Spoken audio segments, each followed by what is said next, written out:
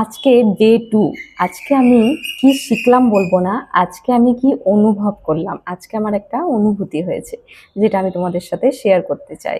তো আজকে কি হয়েছে না, আমার মেয়ে আজকে বলল কি মা আমাকে কর্নচাট বানিয়ে দেবে, আমি খাবো। তো ওকে আমি কর্নচাট বানিয়ে দিলাম, ওর বাবা বললো চা বানিয়ে দাও, ওকে চা বানিয়ে দিলাম।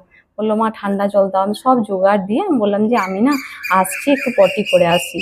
তখন আমি পটি করতে চলে গেলাম।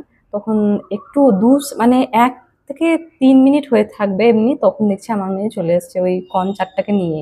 তখন আমি বললাম এই মা এখানে এখানে কেন এসছিস, তুই যা ওখানে ঠান্ডা হাওয়ায় ফ্যানে বসবি, যা ঠাকুমার কাছে তো বসিয়ে দিয়ে এলাম তোকে, যা। তখন ও না না আমি যাবো না, আমি এখানে আছি। তো আমি বললাম না না তুই যা, তুই ঘেমে যাবি, এখানে গরম আছে অনেক। কিন্তু কিছুতেই ওখান থেকে যেতে চাইছে না, মানে ওইখানেই দাঁড়িয়ে থাকবে, আমি যেহেতু আছি বলে ও যাবে না। তারপরে আবার দেখছি ঘেমে গেছে, অনেকক্ষণ হয়ে গেল। আমি বললাম এবার তো হয়ে গেছে, আমি জামা কাপড় চেঞ্জ করছি, এবার হয়ে যাবে, তুই যা।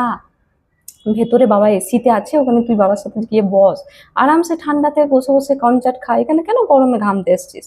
কিন্তু ও কিছুতেই যায় না, এধার ওধার লুকিয়ে থাকছে, কিন্তু ও যাচ্ছে না। তারপরে আমি বেরোলাম, আমি এলাম, তখন ও আমার সঙ্গে সঙ্গে এলো।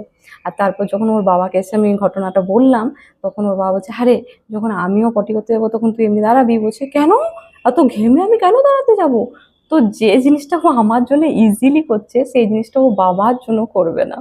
তো আপনারা বুঝতে পারছেন মানে ও কেমনি মা চিপকু বাচ্চা হয়েছে। আমি কত লাকি।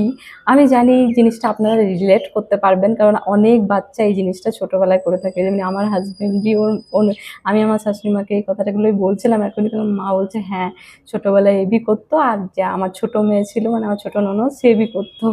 তো তোমরা কি রিলেট করতে পারছো এই ঘটনাটাকে? তো আজকের এই ডে 2-তে আমি আজকে এই জিনিসটা অনুভব করলাম। কেমন লাগলো জানাবেন।